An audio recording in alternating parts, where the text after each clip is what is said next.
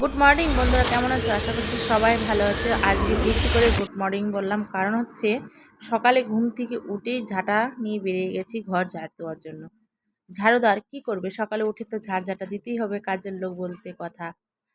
তার এই দেখো কি অবস্থা, মানে সন্ধ্যার আগে ঝাড়তে হয়েছে কালকে, আর আজকে রাতটা গেল, আর সকালবেলা দেখো কি অবস্থা হয়ে আছে। কারণ হচ্ছে বেশি নোংরা হয় আমাদের বাড়িতে। আর আর আমি বলছি না, আস্তে আস্তে আমি ঝাঁটা দিয়ে নিই, তারপর ওকে তুলবাস ওর প্রাইভেট আছে সকালে, তো ওকে তুলতে গেলেই আমার অসুবিধা হয়ে যায় অনেক। ডাকতে হয় মানে আলসি এমনি সময় উঠে যায় প্রতিদিন সকালে। আজকেও উঠবে না, কারণ হচ্ছে আজকে ওর প্রাইভেট, তার জন্য তোমাদের সাথে সব শেয়ার করলাম। আর আস্তে আস্তে ঝাঁটা দিয়ে নিয়ে আসলাম। অনেক নোংরা করে রেখে দিয়েছে, অনেক নোংরা। তাই এখন ঝাঁটা দিই, তারপরে হলো থালা বাসন রেখে দিয়েছিলাম কালকে সব রাত্রেবেলা খেয়ে, ওগুলা সব মাজতে হবে। ব্রাশ করে নিয়ে ব্রাশ করব। আর আমার জানো চোখ মুখ ফুলে গেছে, এত ঘুমিয়েছিলাম কালকে, ধরো 10টার সময় ঘুমিয়েছি, আজকে 7টার সময় ঘুমিয়ে থেকে উঠলাম।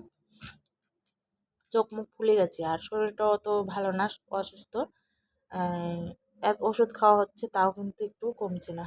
দেখো মুখ টুক ফুলে কি অবস্থা, আর চুলগুলো সব সামনের দিকে এসে আছে পাগলের মতন, মনে হয় পাগল আমি। সত্যি আমি পাগল, মানুষে না বলুক কিন্তু আমি পাগল। এই যে কুড়াল, ব্রাশ ট্রাশ ঘুমে থেকে উঠালাম, ওকে ব্রাশ করালাম। আর দেখো অফ করে আছে রাগ হয়ে আমার উপর, যে কেন এত সকালে ডাকলা। আর বলো তো, প্রাইভেট থাকলে সকালেই উঠতে হয়।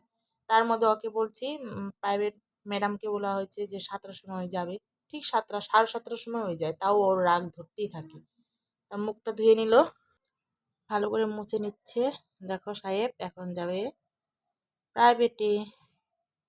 এই যে বইগুলো সাজায়নি, ব্যাগের মধ্যে আমাকে সাজাতে হবে সব।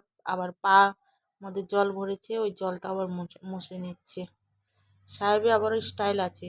এই যে যাচ্ছি এখন প্রাইভেটে দেওয়ার জন্য।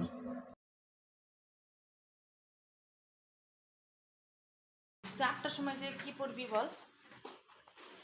এই দেখো কত বড় কচু এনেছে আমার শাশুড়ি, এই জঙ্গলে কচু, এত টেস্টি খেতে, মানে সব কিছুই ভালো লাগে, তরকারি ভাজি, মানে যেটাই দাও সেটাই ভালো লাগে খেতে। তো এখানে এনে রেখে দিয়েছি, বিশাল বড় এটা হয়েছে। আর এটা নিয়ে যাব, নিয়ে তারপরে রান্না করব। দেখি কি রান্না করা যায়। অর্ধেক কেটে নিলাম, অর্ধেক না তো একটু দান কেটে নিলাম। তারপরে রান্না করে আসলাম, এসে চা বানালাম, চাটা খেয়ে নিচ্ছি। আর চাই যেন লবণ চিনি দিতে ভুলে গেছি আমি। আর এই যে দেখো ভাজাও আমার কমপ্লিট, কচু ভাজা। আজকে বেশি করবো না কিছু, বাজার থেকে কি আনবে দেখি, আনলে পারে তারপরে আবার রান্না করব। এখন বর্তমান এগুলোই রান্না করি, যে কচু ভাজি আর হলো বেগুন পোড়া টোড়া দিব এত। তারপরে খাওয়া দাওয়া করে রেডি হয়ে তারপর বেরোলাম একটু বাজার করতে। এই দেখো বাজার করতে যাওয়ার সময় অর্ধেক রাস্তা পড়ে গেছে সাইকেল, ওনাকে একটু সাহায্য করে উঠাই দিল আমার বরমশাই। সোনার দোকানে চলে আসলাম সোনা কেনার জন্য। এসে দেখি বাপরে দাম রে, এত দাম, সোনার দাম বেড়ে গেছে তার বলার মতো না। তাই ভাবছি যে কি নেওয়া যায় দেখি।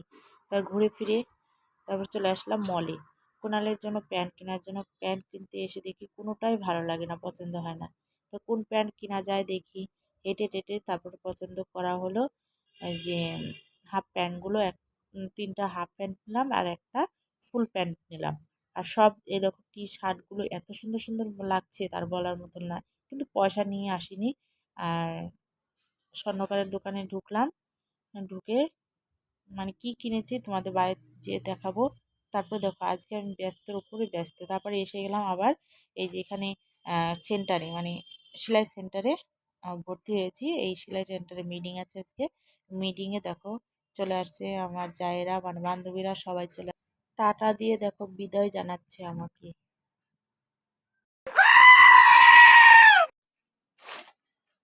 বাড়িতে অনেক টাইম আগেই চলে আসা হয়েছে, আর ভালো লাগছিল না, ঘুরে টুরে অনেক জায়গায় আজকে ঘোরা হলো, আর দেখাতে পারিনি তোমাদের। আর এখন দেখাবো, দেখো প্রথম দেখো সোনার, এই দেখো এটা কি, ট্যাং টানা, এই এটা হলো কুনালের আংটি। এই দেখো, দেখতে পাচ্ছ? এটা ছেলের জন্য আংটি তৈরি বানায় রাখলাম, রেখে দিই এটা। আর দেখো কত কিছু, এই দেখো 1 নাম্বার, এই যে কুনালের প্যান্ট, হাফ প্যান্ট কেমন হচ্ছে বলো তো? 3 কালার আনা হয়েছে, এনেই সাথে সাথে কুনাল পরে একটা পরে নিয়েছে। আর এই দেখো আরেকটা,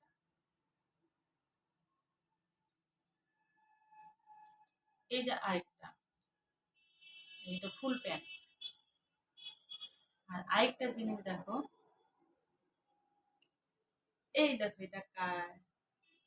এটা কার বলো তো? এটা হচ্ছে আমার ভাস্তি, পয়লা বৈশাখের জন্য কেনা হয়েছে এটা। আর কুনালের জন্য ওগুলো কেনা হয়েছে, ওই আবার বলছে যে না আমার জামা দিতে হবে, গেঞ্জি দিতে হবে, মানে আরো কিছু চাই, মানে হয় না অল্প।